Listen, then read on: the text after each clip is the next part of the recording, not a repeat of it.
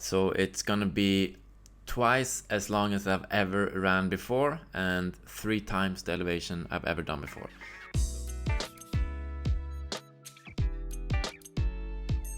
Everyone, welcome to episode number 3 of Talks with Rasmus. I am super excited about this topic here. Today we're gonna speak about trail running. Woo! So, trail running. For those of you who know me, trail running is kind of by far my biggest interest, and actually one of the reasons why I'm here in Chiang Mai, because of all the awesome trails and mountains around here.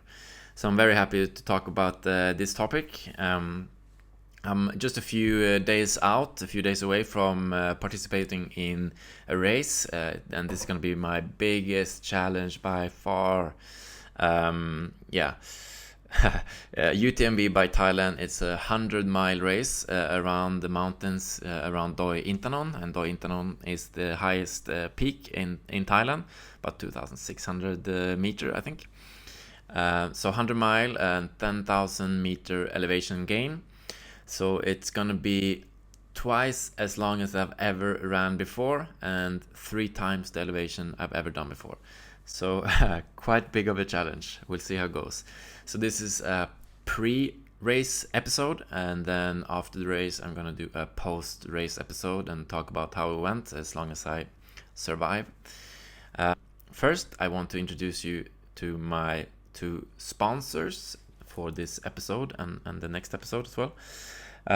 First one is Fruitbound Bars. It's an awesome company here in Chiang Mai, founded by American-Japanese guy called Michi.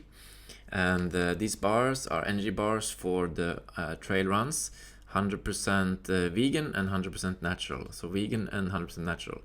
And they have a bunch of different flavors: cinnamon, peanut, mango, coconut. I got a bunch of other ones as well. So very appreciative of Michi to sponsor this episode. Second sponsor is Chiang Mai Trail Running and my good friend Bram van den Bosch. And it's actually one of the reasons why I've been able to get out in the mountains on the trails here quite easily. So what Bram have done on his website, cnxtrailrunning.info, and the link is in the description, is that he have mapped out and categorized different trails in the Chiang Mai region, and then sort of categorized them by mainly distance, but also technicality level and elevation. So you can just go into his website and then choose a category. I think there's 4 different categories, and then just download the GPX file and upload on the watch, and then just go out on the trails and go get it. So thank you very much for that, Bram. Very valuable website, and also check out his stuff. He got a YouTube channel, Facebook page, Facebook group, and he also organizes tours once in a while. Cool. And now let's get into the fun stuff. Ciao. And of course, if you appreciate this video and this content, the topics I'm talking about, please don't hesitate to subscribe to the channel, give this video a like, give it a comment, give me your opinion. And also, if you'd like to support me on a more substantial basis, there's a buy me a coffee link in the description. You can donate 1 or 2 or 10,000 coffees if you'd like. And I'll be very happy for that. Alright, let's get into it. Ciao. You can see the race I'm running is called Summit 160, and it stands for the number of kilometers we are going to run. It's most likely going to be close to 170, but this is what it's called. And we are starting at Friday the 9th at 10 a.m. You can see here, and then finishing or the cutoff time, the latest time you can finish is 10 a.m. on Sunday the 11th. There are a number of peaks we will run through. and the main one is the peak of Doi Inthanon at 2,556 meter of elevation. Luckily, it's at the early stage of the race, with the cutoff time at 10:15 p.m. on Friday evening. The tricky part here is that it's dark, and especially on the descent here, we will do during the night in the darkness, and I suspect there will be some very steep trails here. So hopefully that will work out all right without any bigger injuries. After that, some smaller climbs throughout the day on Saturday, and then around here we will go into the second night, and hopefully we will finish in time for the cutoff time on Sunday morning. I suspect, maybe I'm talking out of my ass right now, but I suspect I will be finishing somewhere between 10 p.m. and 3 a.m. on Sunday morning. So 10 p.m. Saturday night and 3 a.m.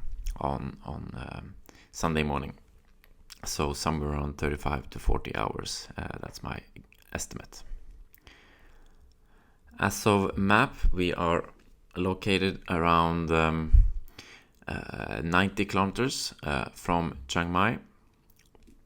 You can see here, Chiang Mai here, and then the race area is over here.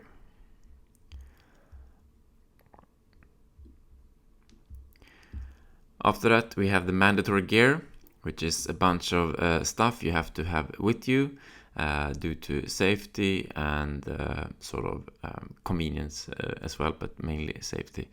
So we have the backpack to carry everything. You have to have a mobile phone, stock of water, 1 liter minimum, a personal beaker to refill your water at the aid stations, self-adhesive elastic bandage, some food and calories, jacket, water and wind proof, leggings, headlamp with batteries, 2 headlamps actually, emergency blanket, whistle, warm top, long sleeves, cap or buff, gloves, passport, first aid kit, reflective LED, and a reusable bowl and spork.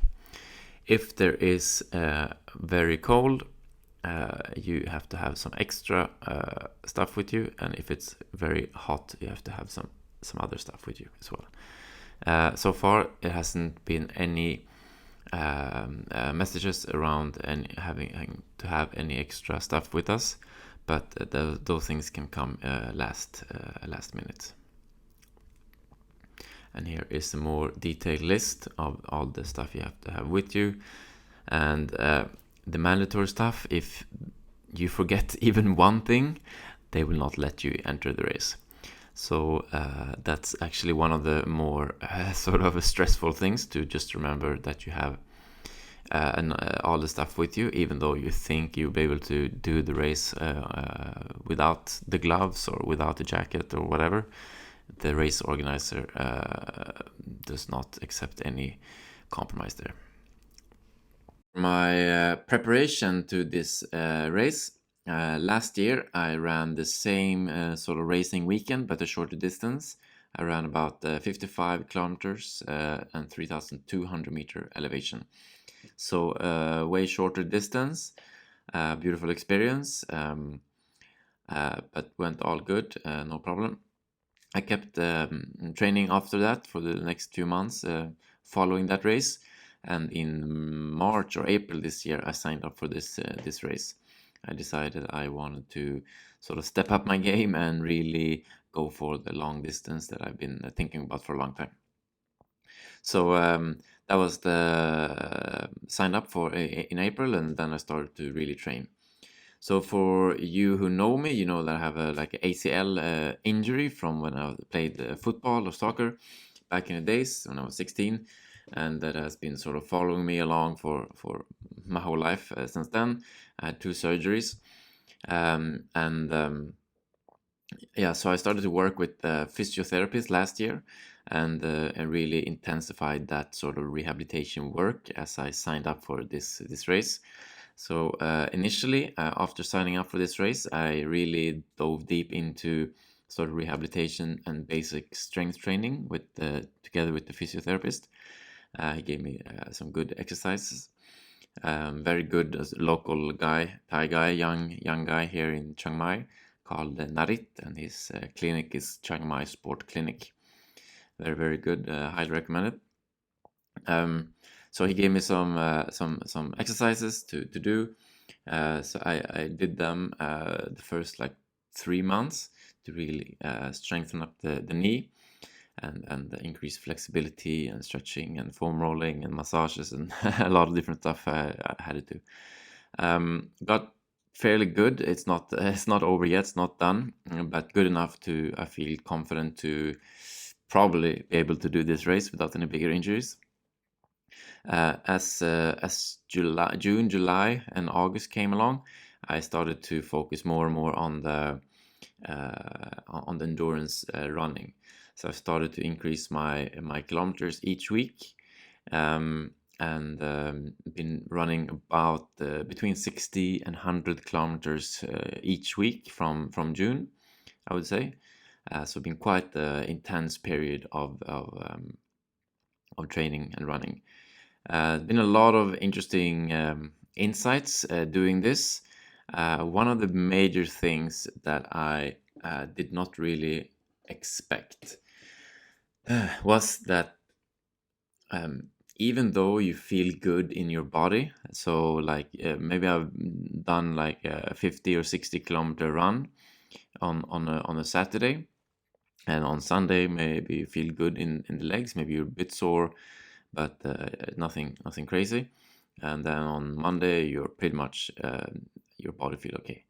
But the big insight I got is the energy drain, the accumulated energy drainage or level of energy you have. Um, that has really been an interesting insight. So I could feel like I had no energy even like on Monday or Tuesday after doing a long run on a Saturday, for example. So those accumulated energy drainage over all those weeks have been very interesting to observe. And now a few days out from the race, I've been resting the last few days, just doing short runs once in a while, and starting to get my energy back. And in the sport, it's called tapering. So I'm tapering off right now. I started tapering around 10, 14 days in advance. And I the last long run I did together with a friend, I was exhausted. I could not really keep up with anything, and I miscalculated my calories, and yeah, I don't know what happened, but I was just not in a good shape. Now I feel like I'm back on track, and I'm quite excited for the run with the next or in yeah, it's 48 hours now. Pretty much in 48 hours I'll be running.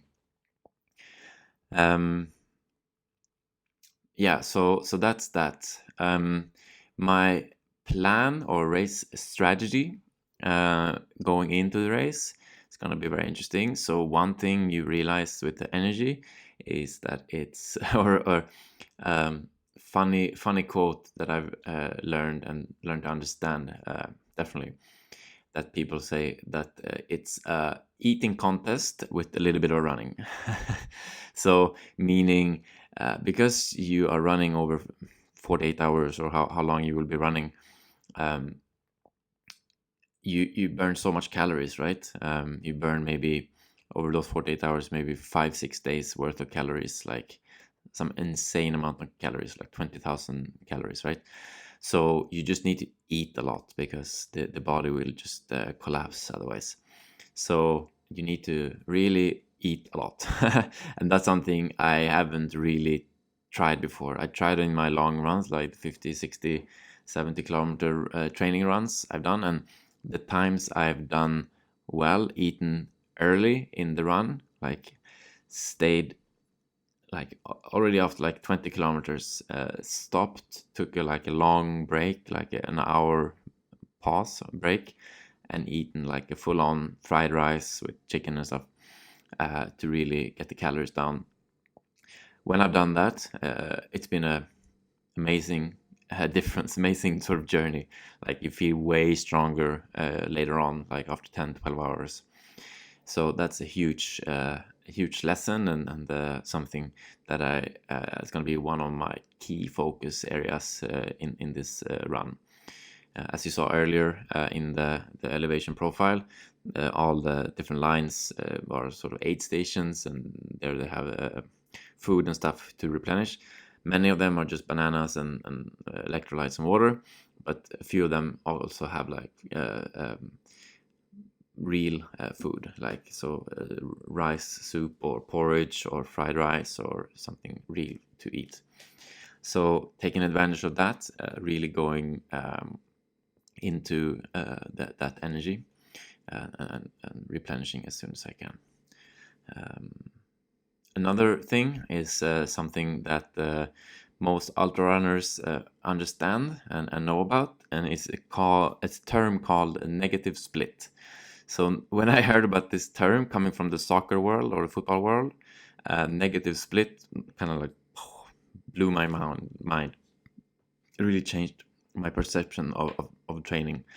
Negative split means that there's two different definitions to negative split. So either the second half of the race should be faster than the first one, meaning you have energy left for the second half. Another definition that I heard about is the last kilometer of the race should be your fastest kilometer. So I don't know which of those are correct, but in essence means you should save energy. Yeah, and in football and how I've grown up, this is not the usual way of dealing with energy. It's explosive, go all out initially, and then think about the recovering later on. But during this endurance stuff, you really need to be careful about how you manage your energy, very mindful about managing your energy. So negative split and managing my energy, not go out too hard. It's another really, really important thing that I need to think about and be very mindful of. Yeah, so those are the two main points for the racing strategy. A third point, which is probably important, but we'll see. I'm not sure. Some people say it's very important. Some people say it's not so important, and it's sleep. And so most likely we're going to run through 2 nights, and it's going to be 48 hours, right? So at some point, some people might need to sleep. I don't know how I am going to react in that situation. Some people don't sleep at all, and some people sleep 2 nights or both nights. You don't sleep a lot, maybe 10 minutes, 20 minutes, half an hour, 1 hour. Depends on where you are and what your goals are.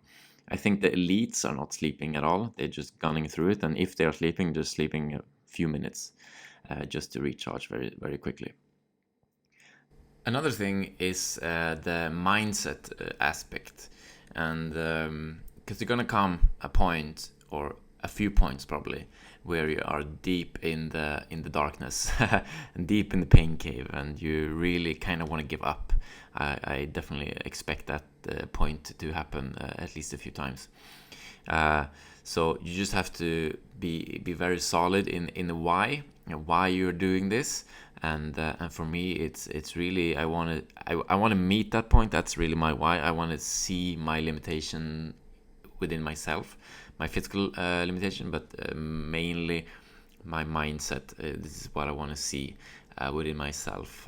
Very much into all personal development, spirituality, and all that, and seeing how you would react to this adversity is really my big why I'm doing this. Because in theory, and this is something I talked to many of my friends with about, is they're wondering why I'm doing this, and many think I'm crazy, and maybe I am. Personally, I think this, like running like this or moving slowly over long distances, and this is a bit of a theory that I have. Moving over long distances like this is actually more natural to human beings than most people think, and definitely more natural than sitting at a desk.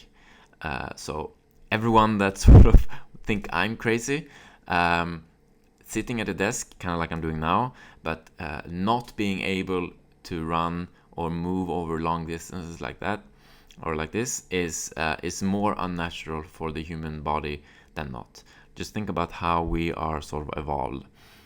So there's this theory out there that one of the reasons why we were able to evolve as a species and get to the top of the sort of food chain is that we have sweat glands and are actually made for endurance running. Like most mammals out there, maybe all, I'm not sure, but most are not made for long distance movement. Like think of the leopard or the dog or the lion. They're super fast for a short period of time for sprints, but then they're like trying to get the air right and cool down their body that way. We can do that while we are running because we have sweat glands and can sweat and cool down our body that way. And this is actually one of the reasons why we were able to hunt down animals for a very long time.